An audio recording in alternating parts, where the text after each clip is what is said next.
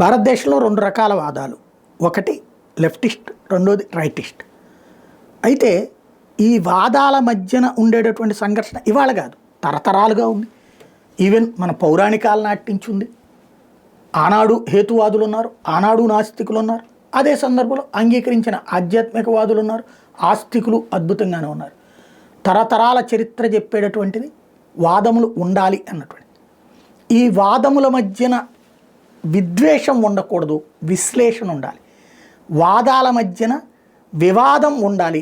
ఆ వివాదం అనేటటువంటిది ఘర్షణ వాతావరణం కాకూడదు, సమాధానం చెప్పుకునేటట్టు ఉండాలి, ప్రజల్ని కన్విన్స్ చేసేటట్టు ఉండాలి. జాతీయవాదులు ఆలోచించాల్సింది ఇప్పుడు అనవసరమైనటువంటి చర్చలు.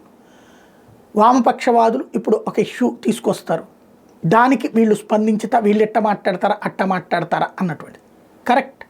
అది దూషించినప్పుడు మాట్లాడండి, ద్వేషించినప్పుడు మాట్లాడండి. అదే సందర్భంలో ఎక్స్ప్లెయిన్ చేయండి, వివరణ చెప్పండి. వాళ్ళు అన్న ఆరోపణ ఏంటి, ఆ ఆరోపణకి అసలు వాస్తవం ఏంటి, వాళ్ళు చేస్తున్న వాదన ఏంటి, అసలు నిజమేంటి అన్నటువంటిది ఎక్స్ప్లెయిన్ చేయండి. It's good. పబ్లిక్ ఖచ్చితంగా దాంట్లో హుందాగా ఉండేటటువంటి వాళ్ళని గౌరవిస్తారు. దూషించి ద్వేషించి వాళ్ళని బూతులు తిడితే దానివల్ల ప్రయోజనం ఉండదు, దానివల్ల మనం దూరం అయ్యేటటువంటి అవకాశం ఉంటుంది. లేదా ఈ వాదాన్ని పిడివాదంగా ప్రజలకు ఎక్స్పోజ్ చేయడానికి వాళ్ళకు ఉపయోగపడుతుంది. కాస్త జాగ్రత్త పడాల్సిన సందర్భం, ఎందుకంటే ఇప్పుడు వాళ్ళంతా సంఘటితమై దెబ్బ కొట్టే ప్రయత్నం చేస్తున్నారు కాబట్టి.